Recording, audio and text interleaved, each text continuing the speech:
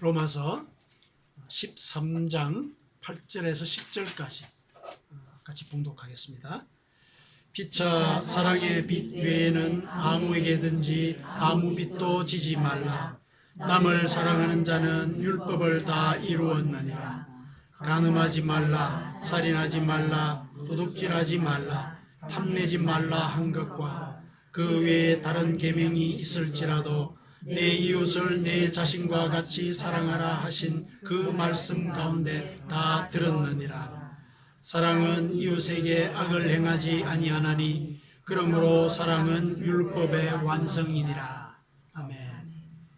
우리가 지난주로 로마서를 이제 다 읽고 갈라디아서 2장까지 이제 진도가 이제 나간 것으로 이렇게 알고 있습니다. 이제 로마서를 읽고 나서 아마 또 한 번 더 느끼는 일이시겠지만은 참 성경 말씀이 어렵다. 이런 이제 인상들을 또 한 번 깊게 새기는 계기가 되었을 것인데, 로마서의 그 기본 정신을 이제 전제를 하고 이제 또 다른 기회가 있을 때 한 번 더 읽으시면은 좀 더 이해하기가 수월하실 것입니다. 로마서의 그 기본 정신은 하나님을 사랑하고 이웃을 사랑하라. 이게 그 큰 주제입니다. 1장부터 11장까지는 하나님의 사랑에 대해서 얘기를 하고 있습니다.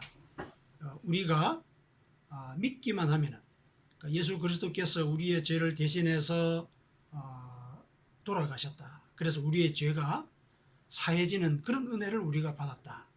그래서 우리가 그 은혜를 믿기만 하면은 우리는 의로운 자가 된다. 그러니까 죄가 없는 자가 된다. 이거는 하나님께서 우리 인간에게 베푸신 사랑이거든요. 그래서 그와 같은 사랑, 그것이 1장부터 11장까지 실은 이제 설명이 되고 있는 내용이거든요. 그래서 우리는 믿음으로 의롭게 된다.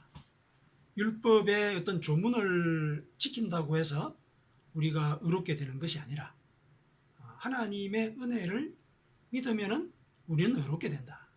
그러니까 우리에게 하나님은 이와 같은 엄청난 사랑을 베푸셨다. 이런 얘기죠. 그게 11장까지의 큰 주제입니다.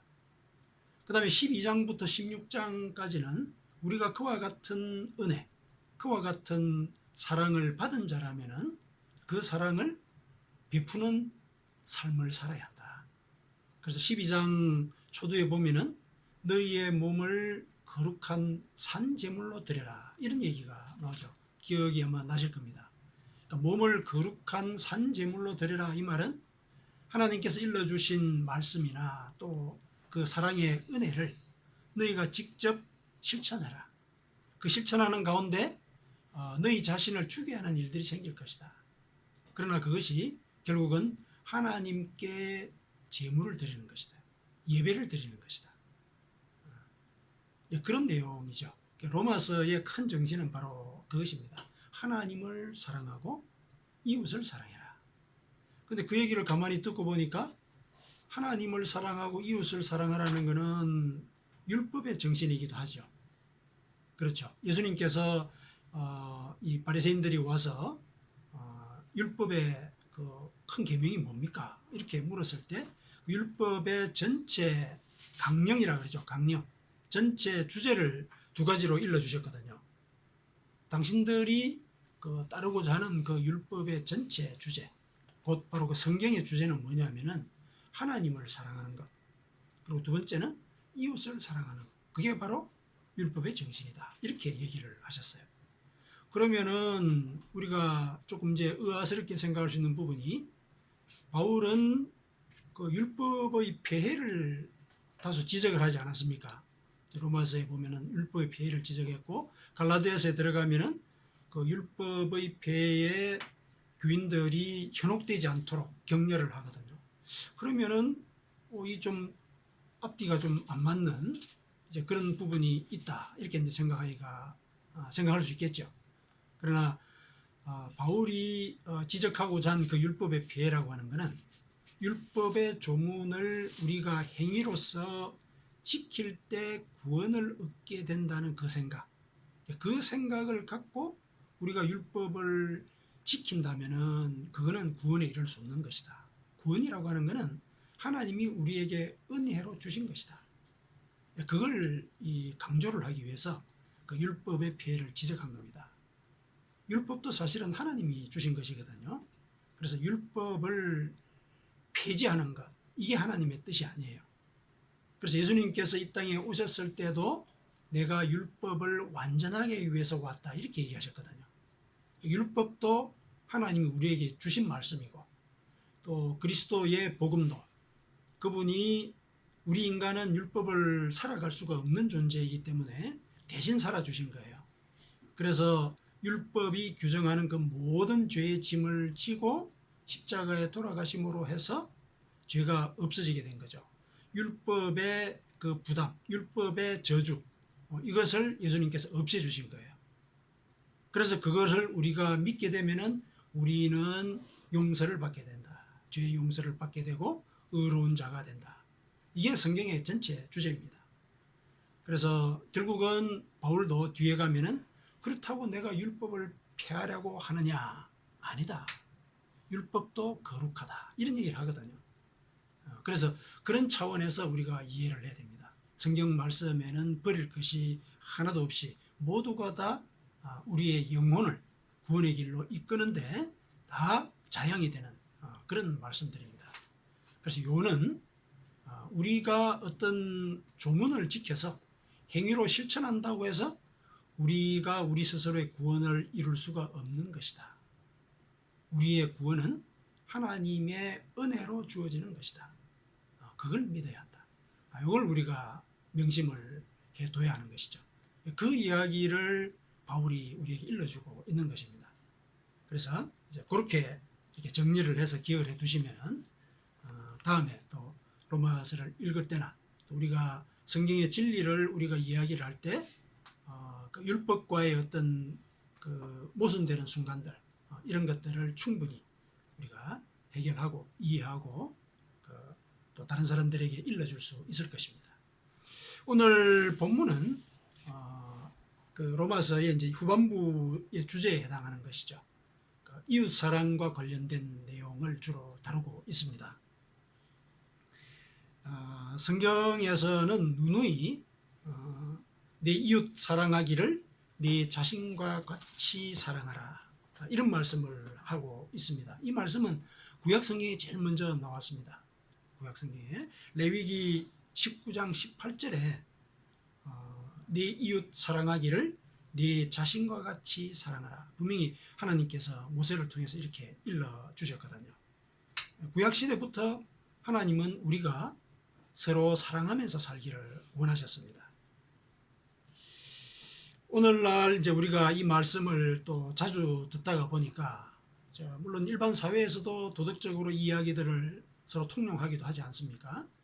그러다 보니까 그 이웃 사랑에 대한 이 감각이 다소 무뎌져 있는 것이 사실입니다.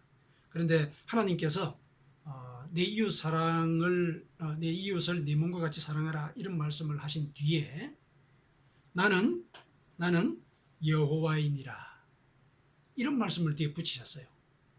레위기 19장 18절에 그 전문이 어떻게 되냐면은 내 이웃 사랑하기를 내 자신과 같이 사랑하라, 나는 여호와이니라, 이렇게 되어 있습니다. 나는 여호와이니라, 이 말씀을 왜 붙이셨을까?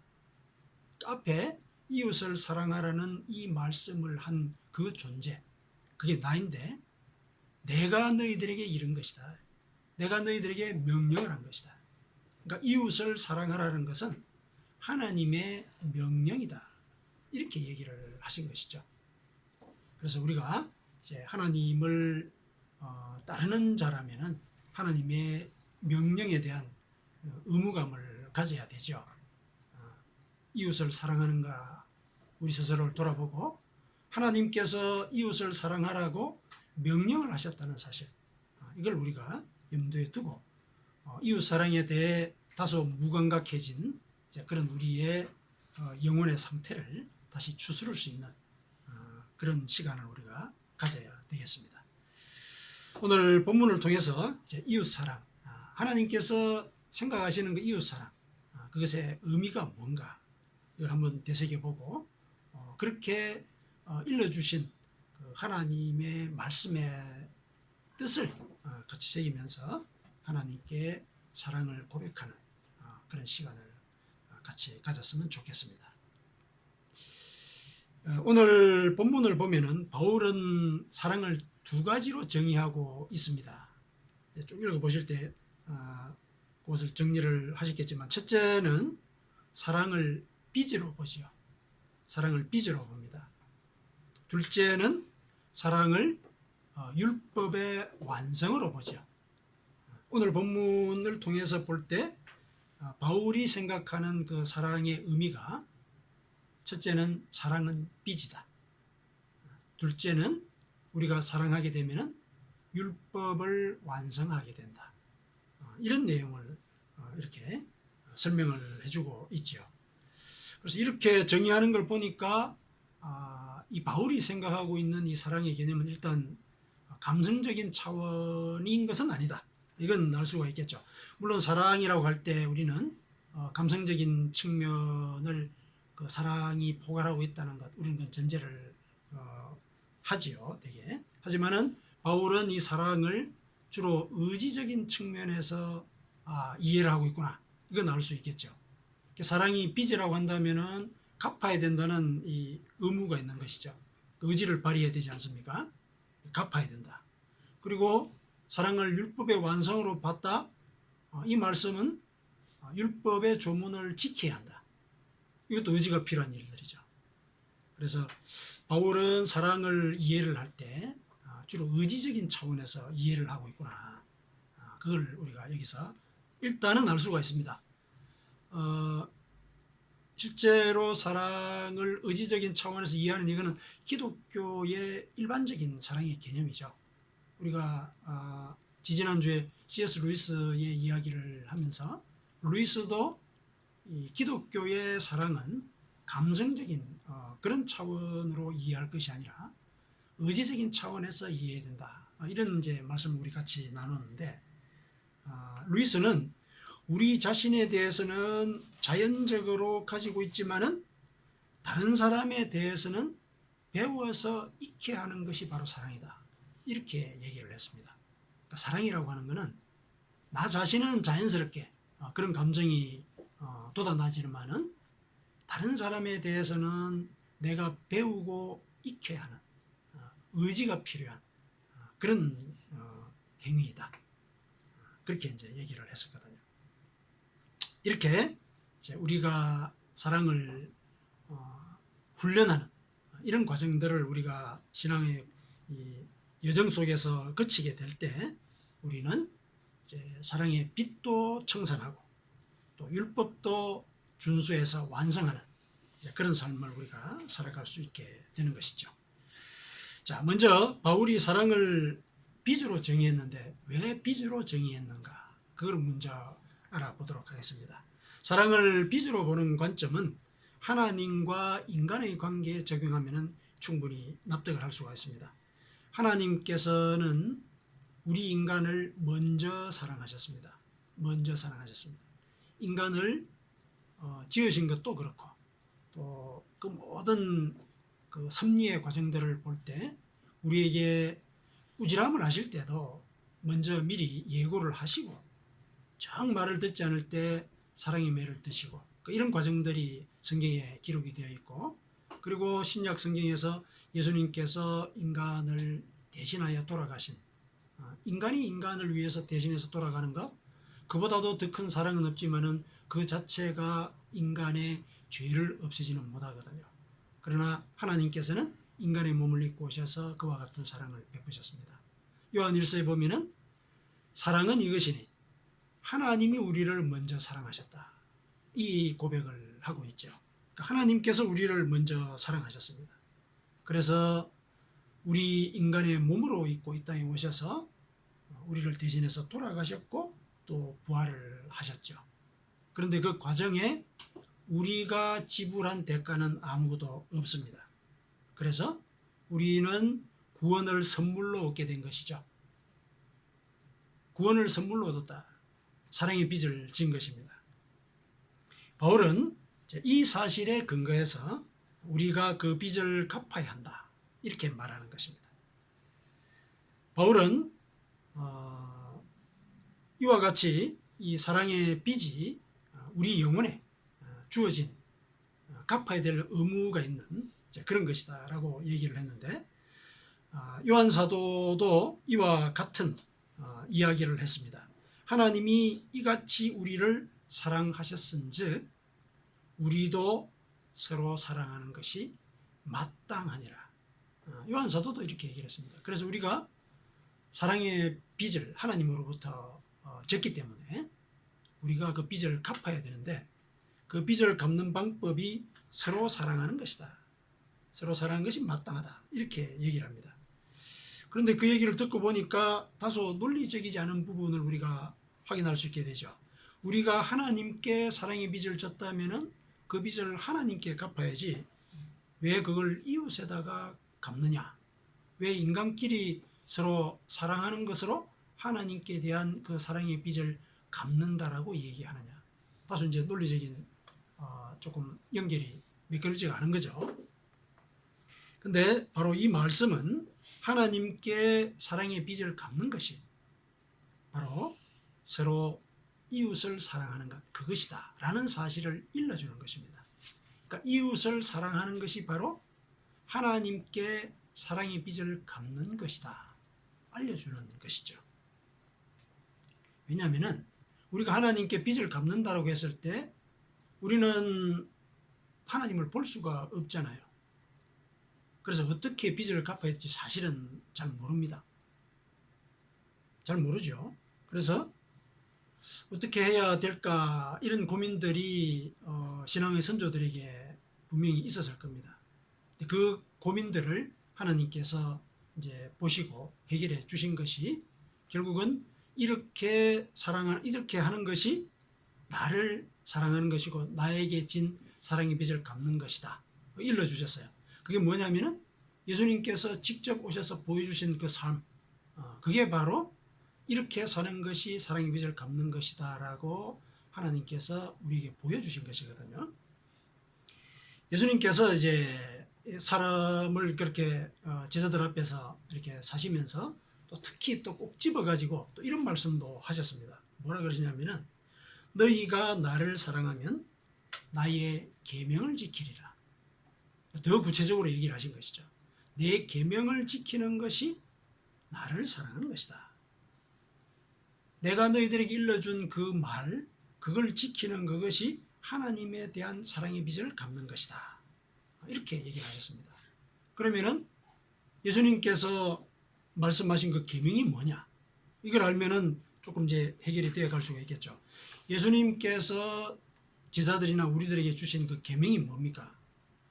요한복음 13장 34절에 예수님께서 직접 이렇게 얘기를 하셨어요. 새 계명을 너희에게 주노니. 계명을 직접 이루신 겁니다. 서로 사랑하라. 내가 너희를 사랑한 것 같이 너희도 서로 사랑하라. 이 계명을 주신 것이죠. 그래서 형제와 이웃을 사랑하는 것이 바로 하나님의 사랑에 대한 빚을 갚는 것이다. 이 사실을 우리가 알 수가 있는 것입니다. 그리고 그 사랑에 대해서 빚진 자라는 의식을 가질 필요가 있다. 빚진 자라는 의식, 이걸 가지고 이웃을 대해야 한다. 이렇게 얘기를 합니다. 왜 그렇게 얘기할 수 있냐면 8절에 보면은 사랑의 빚 이외에는 아무 빚도 지지 말라 이런 얘기를 했죠. 그러니까 사랑의 빚은 져야 한다. 그런 채무의식은 가져야 한다. 그 얘기가 밑에 깔려 있는 것이죠. 그 이야기는 뭐냐면은 너희들이 평생을 살 때 이웃에 대해서 사랑의 빚진 자라는 그런 의식을 갖고 살아야 한다. 이런 얘기를 하고 계시는 것이죠. 자, 이런 그 사랑의 빚진 자라는 의식, 하나님의 사랑을 받았기 때문에 우리는 그 사랑을 이웃에게 돌려줘야 되는 빚을 하나님께도 졌고 또 이웃도 사랑해야 되는 그런 빚을 우리가 갖고 있는 빚진 자이다. 이런 의식을 우리가 가질 때 우리가 이웃을 대하는 그 과정에 그저 공경에 처한 사람 동량하거나 적선하는 차원에서 돕는 것이 아니라 하나님께 하듯이 우리가 그들을 섬길 수 있게 되는 것이죠. 그래서 바울은 이 빚진 자라고 하는 이 의식, 이거 가져야 된다. 하나님께 대한 이 사랑의 빚을 진 자이다라는 이런 의식, 이것이 하나님을 사랑할 뿐만 아니라 이웃을 사랑하는 데도 중요한 동력이 된다. 이런 얘기를 우리들에게 자주 들려주고 있습니다. 하나님께서 무엇보다도 우리의 영혼을 죽음에서 생명으로 옮겨 주셨기 때문에 우리는 그 사랑에 감사하는 마음으로 이웃을 사랑함으로 그 빚을 갚아야 하는 것입니다. 자, 그래서 사랑을 빚이라고 정의를 했구나, 이렇게 정리를 할 수가 있겠습니다. 자, 둘째 정의는 남을 사랑하는 것을 율법의 완성이다, 이렇게 봤죠. 율법의 완성이다. 그게 8절에도 나오고 또 10절에도 나오지 않습니까? 그렇죠? 율법을 다 이루었다, 8절은. 10절은 사랑은 율법의 완성이다, 이렇게 얘기를 합니다. 율법을 이렇게 연구한 학자들, 성경학자들의 말에 따르면은 율법의 그 조문은 613가지라고 그럽니다. 613가지. 그 613가지를 두 개로 크게 구분을 할 때, 이러이러한 것을 해라. 그러니까 뭐 예를 들어서 이웃을 사랑해라. 이렇게 이제 긍정 명령이죠. 무엇을 해라. 이렇게 얘기하고 있는 조문이 248개라 그럽니다. 248개고, 그 다음에 이러이러한 것을 하지 말아라. 우상을 숭배하지 말아라. 살인하지 말아라. 이런 얘기들이 있죠. 무엇을 하지 말아라 라는 조문이 365개입니다. 그래서 또 613개의 조문으로 이렇게 구성이 되어 있죠. 613개의 이 조문 속에는 하나님과 관련된 조문도 있고 또 이웃과 관련된 조문도 같이 있습니다. 자, 그랬을 때 이 오늘 본문에 따라서 남을 사랑하는 것이 율법의 완성이다 라고 우리가 이해를 한다면은, 그러면은 이웃을 사랑하는 그게 결국 하나님에 대한 경외의 의무도 다하는 것이 된다, 이렇게 이해도 되는 그런 말씀을 우리가 받아들일 수가 있겠죠. 자, 일단은 바울은 율법 조문의 대표격인 그 십계명의 후반부에 나오는 계명들을 언급하죠. 9절에 나오는 게 십계명의 후반부에 나오는 계명들입니다. 간음하지 말라, 살인하지 말라, 도둑질하지 말라, 탐내지 말라. 이러한 것과 그 위에 다른 계명, 이렇게 이제 얘기를 하고 있는데, 이런 것들이 이웃을 사랑하는 것이다. 그리고 이어서 설명하기를, 이게 결국은 이웃에게 악을 행하지 아니하는 것인데, 이웃에게 악을 행하지 않는 이것이 결국은 이웃에게 빚을 지지 않는 행위이다. 그러니까 바로 이웃을 사랑하는 것, 이웃에게 악을 행하지 않는 것, 이게 바로 율법을 완성하는 행위다. 이렇게 이제 그 논리를 전개를 하고 있습니다. 물론 이렇게 논리를 전개를 하더라도 이웃 사랑의 계명들이 하나님을 사랑하는, 그리고 하나님을 경외하는 데 필요한 그런 계명들과 질적으로 다른 부분이 분명히 있습니다. 예를 들어서 우상을 숭배하지 말아라, 안식일을 지켜라, 이런 계명들은 이웃 사랑을 직접적으로 연상시키지는 않죠. 그건 하나님과 관련된 것이니까. 그리고 예수님께서도 이제 율법이 하나님 사랑과 이웃 사랑, 이거를 구별한 것이다. 아니지. 그러니까 하나님 사랑과 이웃 사랑을 이렇게 가르치는 것이다 라고 분명히 이렇게 이대별해서 말씀을 하셨거든요. 근데 예수님께서 하신 그 말씀을 자세히 살펴보면 그게 마태복음 22장 38절에 39절에 나오는데, 바리새인들이 그 성경의 주요한 내용이 뭡니까? 라고 물었을 때 초도의 말씀을 드렸듯이 하나님을 사랑하라, 이게 첫 번째 계명이고, 두 번째 계명은 이웃을 사랑하는 것이다. 이렇게 두 가지로 일러 주셨다고 그러지 않습니까? 율법의 내용을 예수님께서도 분명히 이렇게 이대별을 한 것이지요. 그랬는데 예수님의 말씀을 자세히 살펴볼게요. 첫 번째 말씀을 일러주시고 이것이 크고 첫째 되는 계명이요 그랬습니다. 그리고 이어서 둘째도 그와 같으니 내 이웃을 내 자신같이 사랑하라. 이게 바로 율법과 선지자의 강령이다. 이렇게 이제 얘기를 했거든요. 여기서 둘째도 그와 같으니 라는 이 말이죠. 이거는 이웃 사랑에 관련된 이 두 번째 계명도 하나님을 사랑하는 것에 관련된 계명과 마찬가지로 크다. 이걸 이제 암시를 합니다. 그와 같으니란 말이 그런 뜻이라는 얘기죠. 그래서 첫째, 둘째 이렇게 구분한 것은 순서상 필요 때문에 이렇게 구분을 한 것일 뿐이지 중요성의 차이 때문에 구분한 것은 아닙니다. 그러니까 결국 하나님을 사랑하는 것과 이웃을 사랑하는 것은 그와 같다. 둘이가 같다는 얘기입니다. 둘이 똑같다. 같은 비중을 갖고 있다. 그래서 율법은 그리고 성경은 사실은 궁극적으로 사랑을 가르치고 있는 것이다. 이야기를 예수님께서 하신 것이란 말씀이죠. 그래서 우리가 이웃을 사랑하는 이것이 결국 율법을 완전하게 만드는 율법 완성의 길인 것이다. 이렇게 정의를 할 수가 있는 것입니다. 오늘 본문에서 이 10절의 서두가 이웃을 사랑하는 것이다 라는 이런 구체적인 명사로 시작하지 않고 그냥 사랑이라는 이런 포괄적인 명사로 시작이 된 것도 바로 그 때문입니다. 분명히 로마서 12장 이후로는 이웃사랑과 관련된 내용들이 기록이 되어 있고 특히 오늘 본문은 이웃사랑이 주제인 것이 분명히 드러나 있죠.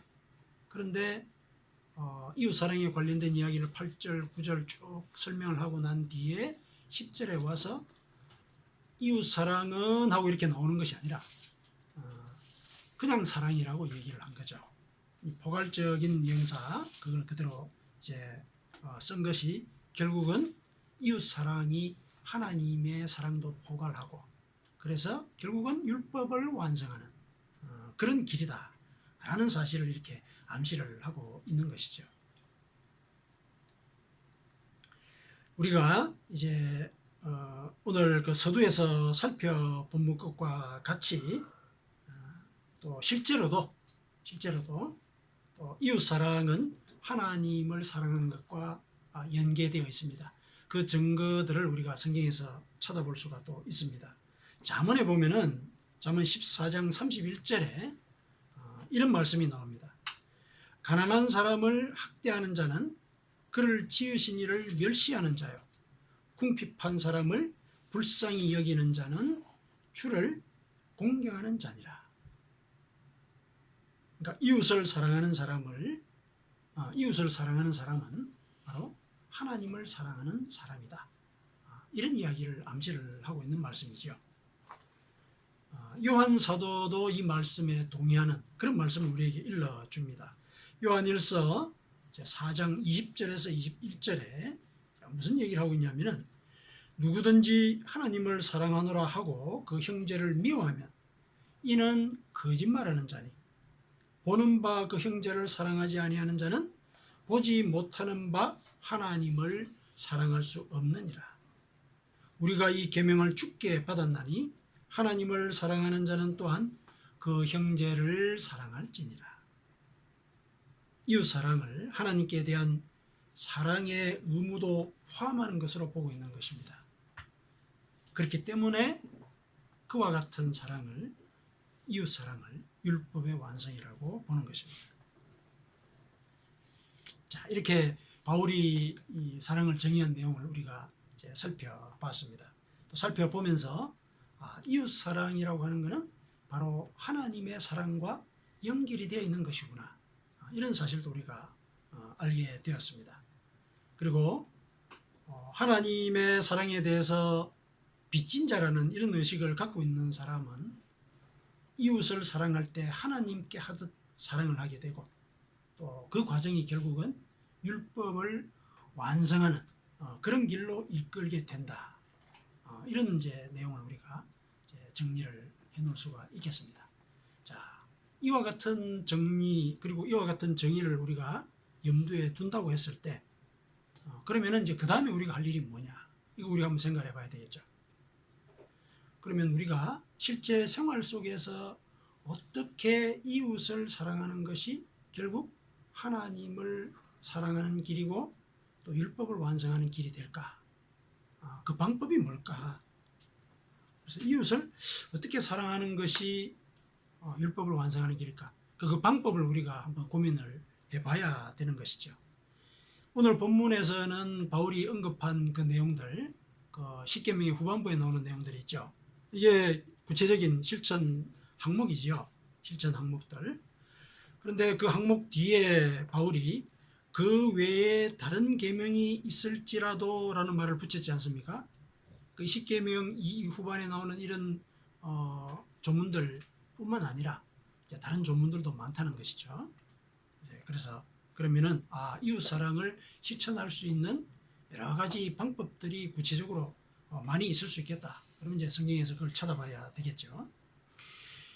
바울은 이제 오늘 이 로마서뿐만 아니라 특히 그 사랑장이라고 알려져 있는 고린도전서 13장 거기를 보면은 이웃을 어떻게 사랑할 것인가에 대해서 굉장히 구체적인 실천 사항들을 일러주고 있죠. 또 거기는 이웃을 사랑할 때 어떤 마음가짐을 가져야 하느냐 그것에 대한 이 설명도 곁들여져 있습니다.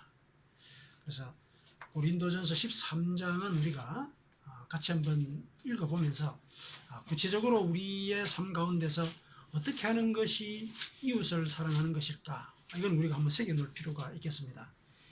고린도전서 13장 한번 찾아보시죠. 로마서 뒤쪽 편에 나옵니다. 고린도전서 13장 한 장을 다 같이 읽을 수는 없고 고린도전서 13장 4절에서 7절까지 우리가 같이 한번 봉독해 보도록 하겠습니다. 고린도전서 13장 4절에서 7절까지 자, 같이 한번 봉독하겠습니다. 사랑은 오래 참고 사랑은 온유하며 시기하지 아니하며 사랑은 자랑하지 아니하며 교만하지 아니하며 무례히 행하지 아니하며 자기의 유익을 구하지 아니하며 성내지 아니하며 악한 것을 생각하지 아니하며 불의를 기뻐하지 아니하며 진리와 함께 기뻐하고 모든 것을 참으며 모든 것을 믿으며 모든 것을 바라며 모든 것을 견디느니라. 네. 읽고 난 뒤에 어떤 느낌이 드십니까? 이게 너무 많다. 너무 부담스럽다. 일단 이런 인상이 먼저 오게 되겠죠. 그래서 너무 많다 보니까 기억조차 하기 힘들고 기억조차 하기 힘들다면은 잊어버리는 거죠. 일상생활 속에서. 그러기가 쉽겠다. 이런 인상을 이제 먼저 가질 수가 있을 겁니다. 굉장히 많죠. 바울은 율법의 폐해를 이렇게 주장을 하면서 꼭 율법을 우리에게 일러주는 것처럼 이렇게 조목조목 일러주고 있는 걸 보니까 이 바울은 율법에 대한 생각이 자기 말하고 좀 다른 게 아닌가 이런 생각도 하게 만드는 부면이 있지요. 분명히 있습니다. 그래서 우리가 바울이 일러준 이 이야기를 이 말씀들을 이제 하나하나 지키려고 한다. 그러면 이게 불가능합니다. 불가능하죠. 이 중에 하나라도 우리가 제대로 할 수 있을까? 이 말을 우리 자신에게 스스로 물어봤을 때 그렇게 긍정적인 대답을 할 수 있는 그런 여지가 별로 많지가 않죠. 그게 솔직한 우리의 심정인데. 그런데 이거를 다 사랑에 포함이 되는 일이라고 우리에게 일러주고 있는 겁니다. 실은 구약의 율법이 그랬거든요. 율법은 누구든지 온 율법을 지키다가 그 하나를 범하면 모두 범한 자가 된다. 이게 성경에 나오는 말씀입니다. 그 율법이 참 어려운 것이다라고 얘기할 수 있는 이유가 그거예요.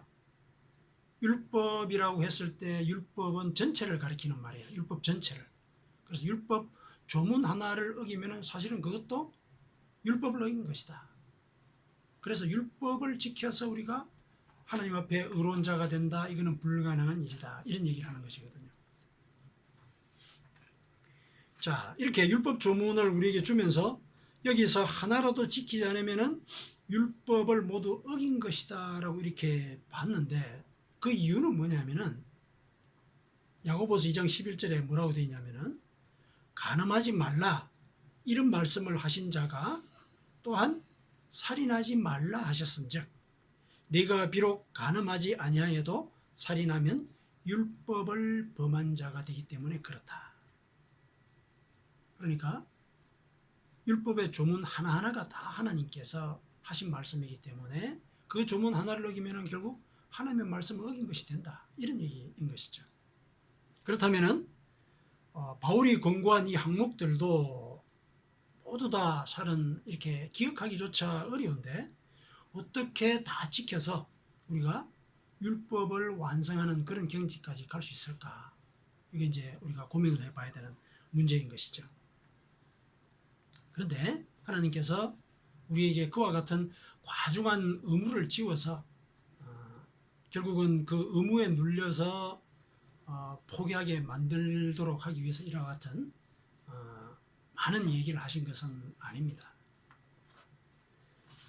예수님의 뜻에 따르면은 이 모든 것을 율법 조문처럼 하나씩 하나씩 다 지킬 필요가 없습니다. 무슨 얘기냐면은 오래 참으라고 말씀하신 분이 또한 온유하라고 말씀하셨기 때문에 그렇습니다. 그러니까 율법을 일러주신 이 하나님, 한 분 하나님, 이 사랑에 대한 이 실천 사항들도 하나님이 알려주신 것이죠. 썩내지 말라고 하신 그 분이 바로 자기가 당한 일에 원한을 품지 말라고도 하셨다는 겁니다. 자, 이게 무슨 말이냐면은 이와 같은 행위들 중에서 하나만 지키려고 노력하면은 다른 행위들도 성질상 서로 연결이 된다. 이런 뜻입니다. 그러니까 율법을 하나님이 주셨기 때문에 하나만 어겨도 하나님의 말씀을 어긴 것이다. 이 말씀을 뒤집어서 여기다 적용을 하는 것이죠. 사랑은 오래 참고, 여기서부터 뒤에 끝까지 사랑은 이런 것이다. 이걸 실천하라고 이렇게 얘기하셨다. 그러면 오래 참으라고 얘기하신 그분의 말씀을 지키면은 결국은 다른 조문도 지키는 것이 된다. 이런 얘기죠.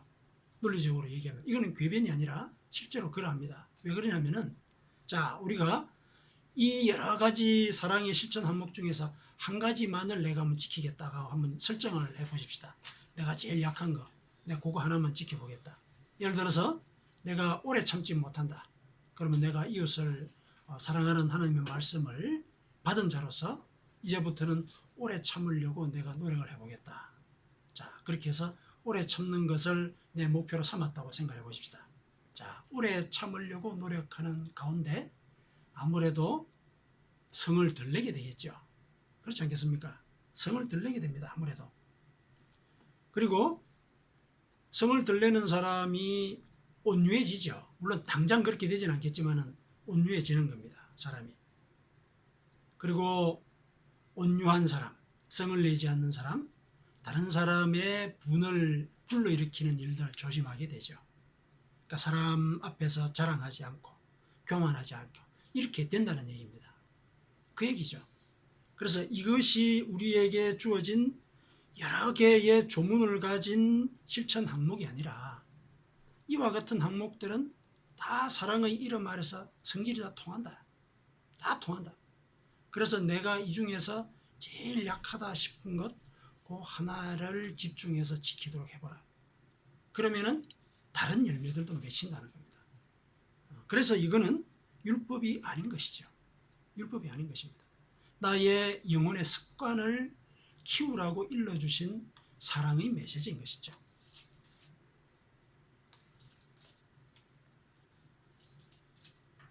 자, 이렇게 우리는 이제 이웃 사랑의 의미도 배웠고, 자, 구체적으로 이웃 사랑을 어떻게 할 것인가, 이 실천할 방법도 배웠습니다.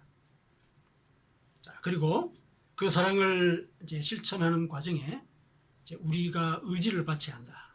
스스로를 훈련시켜야 한다. 이런 사실도 우리가 이해를 했습니다. 자, 그러면은 이제 그 다음에 남은 이제 방안이 뭐냐면은 이와 같은 실천 방안들을 우리가 어떻게 자발적으로 수행하느냐. 물론 이제 빚진 자라는 의식을 가져야 된다고 하지만은 그 빚진 자의 의식도 실은 내가 자발적으로 가질 때 아주 이렇게 흔쾌하게 그 일들을 실행할 수 있지 않겠습니까? 억지로 하다 보면은 결국은 중간에 포기하게 되잖아요. 포기하게 되거든요. 그래서 하나님을 사랑하는 것이 이웃을 사랑하는 것으로 가름이 된다라고 하면은 우리는 이웃 사랑하는 일을 흔쾌히 하는 것이 이제 우리가 그 다음에 할 일이라고 우리가 생각을 할 수가 있는데, 흔쾌하게 할 수 있는 그 방안이 또 뭘까? 이건 우리가 고민을 해봐야 되는 것이죠. 그래서 우리가 자발적으로 이와 같은 방안들을 실천을 할 때 그게 바로 우리를 율법처럼 그 영혼을 구속하지가 않고 오히려 우리를 자유롭게 만들게 되죠. 자, 그래서 우리가 어떻게 하면은 자발적으로 이와 같은 사항들을 실천할 수 있을까? 이제 우리가 고민을 해야 되는데 방법이 있습니다. 성경은 모든 것들을 비밀로 주지는 않습니다. 다 일러주세요. 세세하게 일러주십니다. 자, 어떻게 하면 우리가 자발적으로 그런 빚진 자의 의식, 사랑의 빚을 진 자의 의식을 갖게 되느냐. 첫 번째로는 우리가 하나님의 사랑을 받은 자라는 사실, 이거 인정하는 겁니다. 앞서 얘기를 했을 때 하나님의 그 우리를 구원하신 그 사랑, 이거 인정하는 겁니다. 그 사랑을 받았기 때문에 내가 하나님을 믿게 되었다. 인정하는 거예요. 우리 자신에게 임한 하나님의 사랑이 진실로 크다. 이 사실을 인정하고 그것에 대해서 감격하는 마음, 이게 필요합니다. 감사하고 감격하는 마음, 이게 바로 채무의식을, 빚진 자로서의 의식을 즐겁게 만드는 그런 동력이 되는 것입니다. 나를 죽음의 자리에서 생명의 자리로 옮겨주신 것, 그뿐만 아니라 일상의 삶의 과정 속에서 아무런 그런 이 어두운 고통으로부터 벗어날 수 있는 소망을 주신 것, 그리고 내가 지금 현재 볼 때 하나님을 믿음으로써 과거와는 달라진 그런 모습을 내가 발견하는 것, 이런 것 등등이 바로 하나님의 사랑이 나에게 베풀어진 증거이거든요. 이걸 우리가 회상하고 기억을 하면서 이것은 결국은 하나님께서 나를 사랑하셨기 때문에 베푸신 은혜이다. 이걸 이제 인정을 하는 것이죠. 그래서 내가 하나님의 사랑을 받은 자라는 의식, 이걸 우리가 마음속에 깊게 새겨 놓을 때 우리는 사랑의 빚을 자발적으로 갚을 수 있는 토대를 우리는 갖게 되는 것입니다. 이렇게 될 때 우리가 이웃을 사랑의 눈으로 볼 수 있게 됩니다. 왜냐하면 이웃을 사랑하는 그것이 바로 하나님의 사랑에 대한 감사의 표현이기 때문에 그러한 것이죠.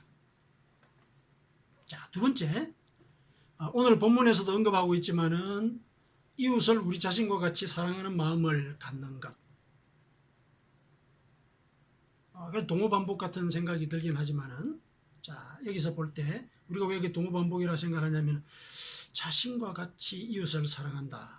이 말이 추상적이기 때문에 이게 무슨 말인지 우리가 잘 몰라서 그런 것이죠. 좀 더 이 말씀을 구체적으로 우리가 이해를 해본다면은 이웃을 내 몸과 같이 사랑한다. 이 말은 결국 이웃이 나와 동등한 존재이다. 이걸 깨달으라는 얘기입니다. 이웃이 나와 동등한 존재다. 이것만 깨달으면은 내가 이웃을 내 몸과 같이 사랑할 수 있는 준비를 갖춘 것입니다. 이웃도 내가 원하는 것을 원하고 내가 싫어하는 것을 싫어한다. 이렇게 생각하라는 것이죠. 이것이 이웃을 내 몸과 같이 사랑하는 말씀, 그 말씀의 기본적인 의미입니다. 오늘 설교가 좀 길어지는데요. 로마서에 대해 설명을 하다 보니까 그렇게 되었는데 잠깐 예화를 하나 들고 제 말씀을 정리를 하도록 하겠습니다. 제가 들려드릴 이 예화는 손돈호라고 하는 목사님의 글에서 제가 빌려왔습니다. 필리핀 마닐라에 가면은 톤도라고 하는 지역이 있다고 그럽니다. 거기가 쓰레기 마을로 알려져 있거든요. 우리 옛날에 그 난지도 있죠. 난지도 기억을 하십니까? 난지도와 같은 곳이에요. 우리 임철민 성도는 난지도가 어딘지 지금은 이제 많이 바뀌어가지고 옛날에 거기가 쓰레기 마을이었거든요. 쓰레기를 거기다가 갖다가 버려요. 서울시에서 나오면. 그러면은 이제 거기에 또 사람이 살거든요. 그 사람들은 쓰레기에서 재활용품 같은 거 이렇게 건져내가지고 또 그걸 이렇게 팔거나 또 자기들한테 필요한 것들 거기서 구해서 쓰고 그랬죠. 그러니까 극빈자 중에서 극빈자들이죠. 그러니까 톤도 지역이 그와 같은 지역이었다고 그럽니다. 거기에 한국의 한 작가가 일이 있어서 이제 갔다가 그곳에 있는 아이들과 친하게 되었습니다. 그 중에 한 아이와 이야기를 나눌 기회가 있었는데 그 아이가 이 작가에게 이야기를 합니다. 선생님, 제가 햄버거가 뭔지 조금 알고 싶어요. 햄버거라는 얘기는 들었으니까 학교에 왔다 갔다 하면서. 근데 우리가 알듯이 간절히 바라면은 꿈에서라도 뭔가 그게 나타난다고 그러는데 아무리 해도 저는 햄버거가 뭔지 모르겠어요. 이렇게 이제 얘기를 했다고 그럽니다. 그래서 그 작가가 측은한 마음이 들어가지고 햄버거를 이제 3개를 사가지고 그 아이 가방에다가 몰래 이제 넣어 줬답니다. 이제 서프라이즈를 한 거죠. 깜짝 선물을 주려고. 그래서 이 아이는 이제 가방을 들고 학교로 갔습니다. 그래서 작가는 이 아이가 맛있게 먹었겠지 이렇게 생각을 했는데 이 아이가 학교를 했는데 햄버거를 그대로 들고 온 거예요. 그래서 물었습니다. 아니 그 왜 안 먹었니? 그랬더니 누가 준지도 모르는데 어떻게 먹을 수 있습니까? 이걸 작가님께서 주신 것이에요? 이렇게 이제 물었습니다. 그래 그렇다. 너 먹어라. 이게 햄버거야. 먹어라. 그렇게 얘기를 했습니다. 그 얘기를 듣고 이 아이가 잠시 이렇게 옆을 둘러보는 거예요.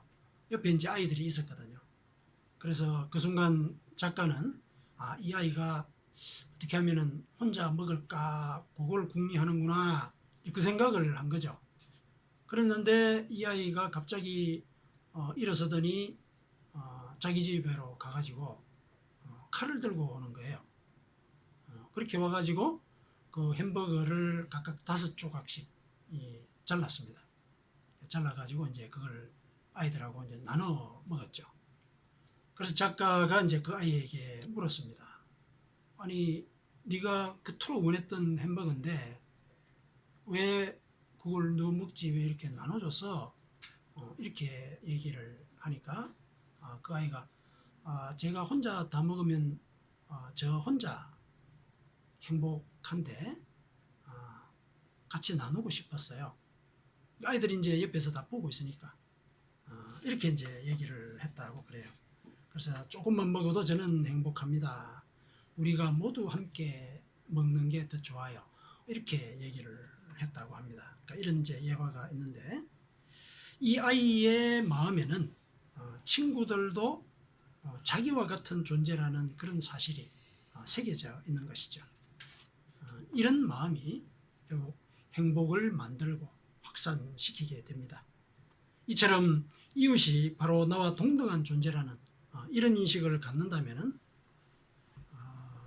사랑을 베푸는 그런 능력을 가진 나라는 존재가 이웃으로 실은 확장이 되는 것이죠. 그렇게 된다면 내가 가진 그 채무의식, 빚진 자로서의 의식이 무겁지만은 않게 되는 것입니다. 사랑하는 성도 여러분, 우리는 하나님의 사랑을 먼저 받은 존재입니다. 이 사실을 믿읍시다. 우리는 하나님의 존귀한 자녀입니다. 그 자녀는 이웃을 자신처럼 사랑합니다. 이웃이 있다는 사실을 사랑의 빚을 갚을 기회로 여깁니다. 그리고 이웃을 자기와 동등한 존재로 받아들입니다. 그 마음으로 사랑을 베풀 때 우리는 율법을 완성하게 됩니다. 그러므로 이웃을 사랑하는 것은 궁극적으로 말할 때는 바로 나를 사랑하는 것입니다. 그리고 하나님께서는 그 사랑을 당신을 사랑하는 것으로 인정하시고 기뻐하십니다. 아멘.